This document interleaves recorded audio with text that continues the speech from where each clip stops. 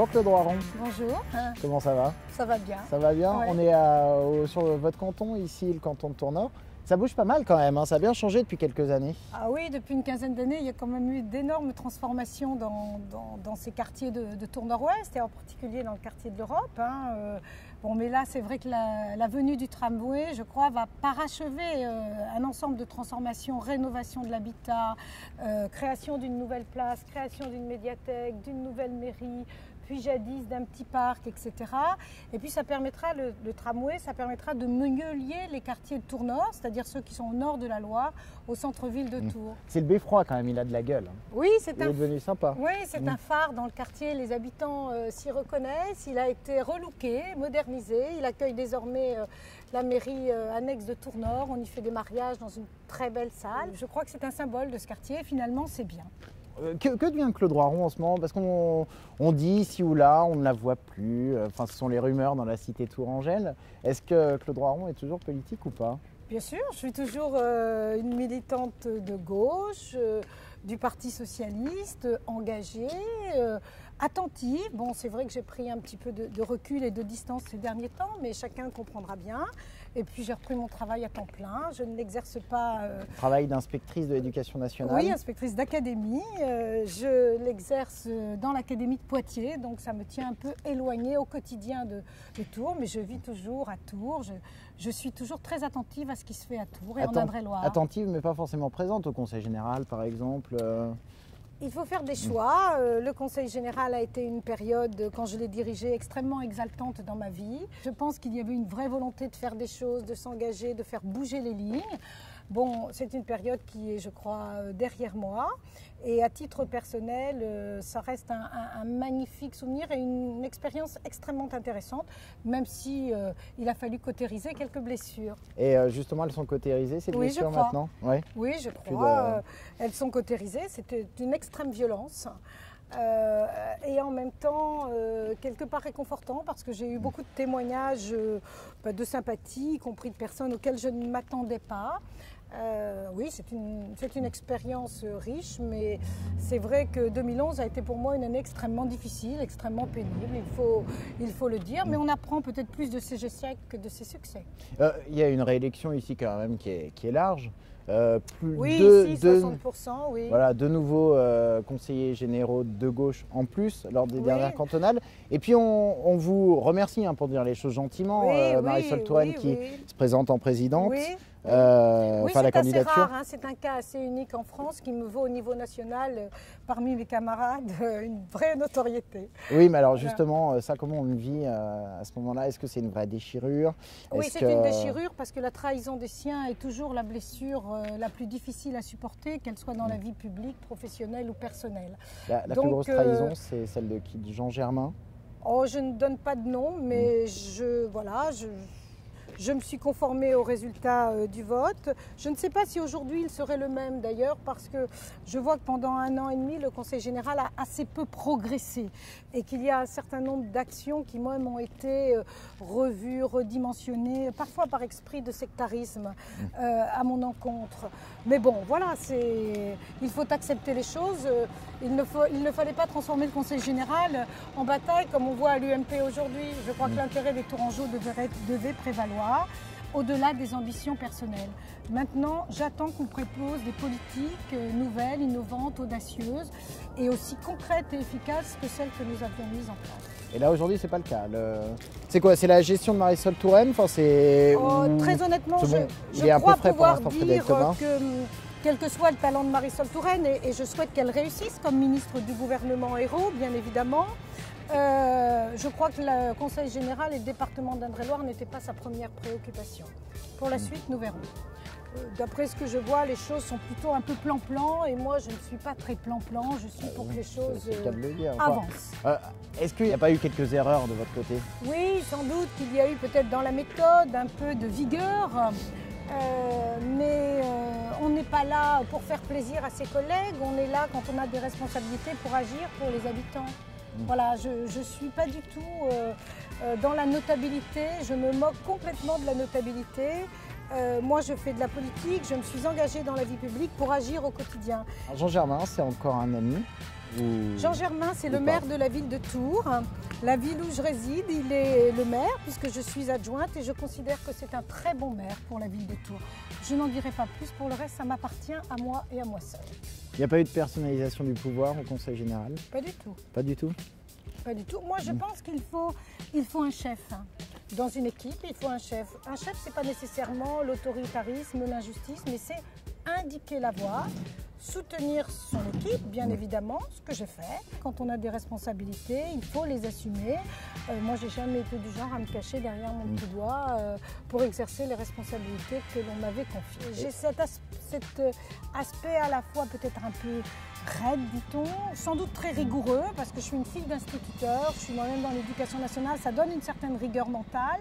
Et puis en même temps, ce côté un peu populaire d'aller vers les gens, d'essayer de les comprendre et d'essayer de se mettre à leur place, parce que c'est comme ça qu'on leur apporte le plus grand service. Marisol Touraine, elle est comme ça ou pas justement?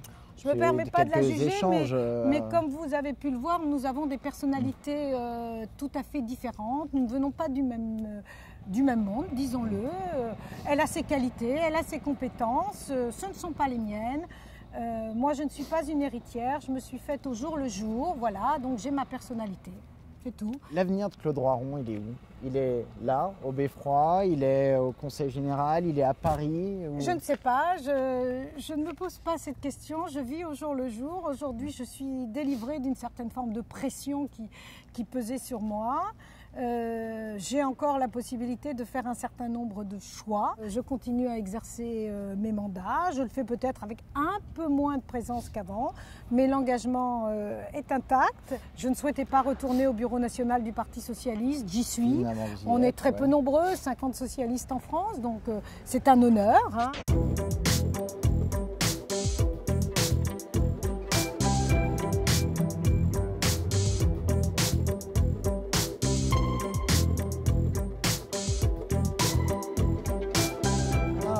Que voilà, vous avez un petit peu renoncé au combat politique. Est-ce que c'est qu'une impression? Non, je ne renonce à rien. À un moment, on parlait peut-être que vous alliez vous installer en Poitou-Charentes.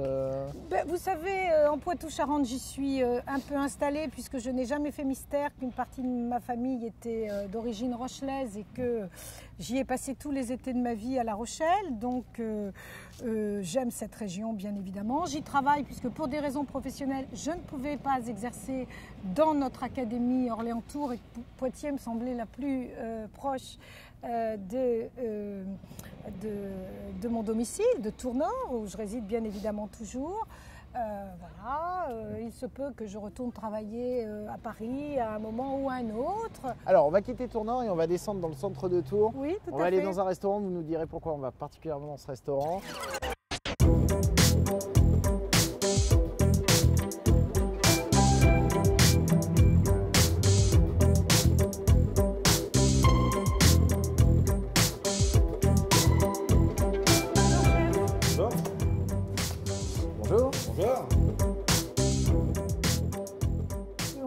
Parce que moi j'aime bien venir ici et parce que c'est un lieu d'abord très agréable et puis on y mange une cuisine qui me semble allier à la fois la tradition de la Touraine, une tradition retrouvée avec des produits vraiment tourangeaux et une vraie modernité dans la cuisine. Voilà. Donc je le dis devant Florent Martin, qui est le chef cuisinier ici, le patron. Et la deuxième chose, c'est vrai qu'en ce moment, c'est pas facile pour Florent parce qu'il est dans un contexte de complète rénovation urbaine. C'est vrai qu'il faut rénover cette partie-là parce que ça peut pas rester en l'état, on le comprend bien. La ville change, tout ce quartier-là où le tramway va passer, il faut qu'il soit évidemment rénové. Une tour, pourquoi pas, moi j'y suis pas du tout hostile, mais il faut pouvoir proposer des solutions alternatives à des personnes qui y travaillent au quotidien.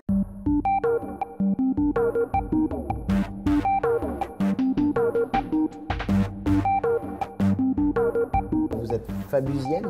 Toujours, oui, je fais partie des amis de Laurent Fabius depuis près de 20 ans. Voilà, donc, une vraie socialiste de conviction. Comment est-ce qu'on... quand on est fabusienne, socialiste de conviction, on voit... On est d'abord socialiste. Oui. Voilà, je suis d'abord une femme de gauche et une socialiste. Je m'honore de l'amitié de Laurent Fabius et je dois dire que c'est quelqu'un dont j'admire beaucoup la vigueur de la pensée intellectuelle. J'en reviens à ma question. Quand on est justement socialiste, un vrai socialiste, comment est-ce qu'on analyse la politique du gouvernement actuellement? C'est une période extrêmement difficile pour le gouvernement, pour le président de la République. Bon, c'est vrai qu'on souhaiterait peut-être que ça aille un petit peu plus vite. Moi, pour ma part, je considère qu'il y a déjà des mesures très significatives qui ont été prises et qui vont dans le bon sens. Par exemple, l'allocation de rentrée pour les élèves. Bon, pour ma part, j'ai déjà dit mon attachement au fait que l'on puisse accorder rapidement le droit de vote pour les élections locales aux étrangers. C'est une proposition du Parti socialiste depuis plus de 30 ans. Donc il est temps qu'elle soit mise en œuvre. Et il faut aussi aller au combat politique quand il n'est pas facile. Voilà, c'est l'honneur de la politique. Et si François Mitterrand n'avait pas poussé sur la peine de mort aujourd'hui ne serait pas abolie en France. Voilà. On ne peut pas faire de la politique uniquement avec l'opinion publique, il faut la faire avec des convictions.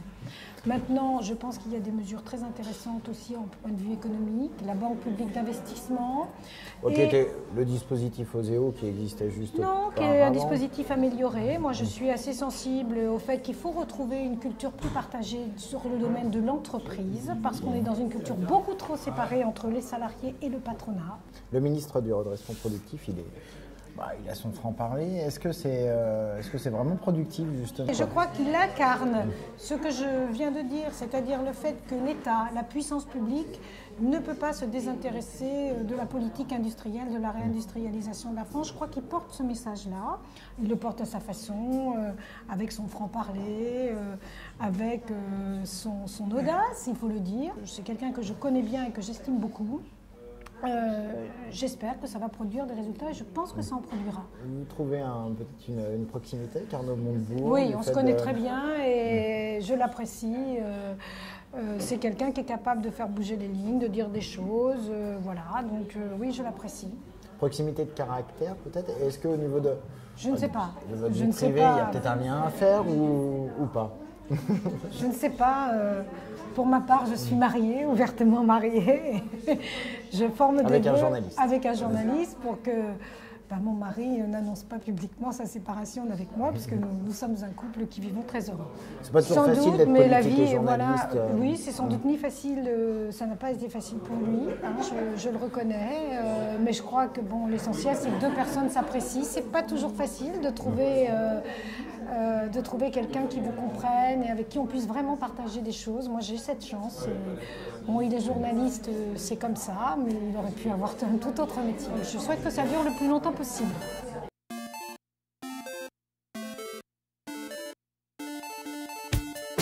J'ai accepté parce que c'est aussi un moyen de dire que je suis toujours là, que je suis entourée.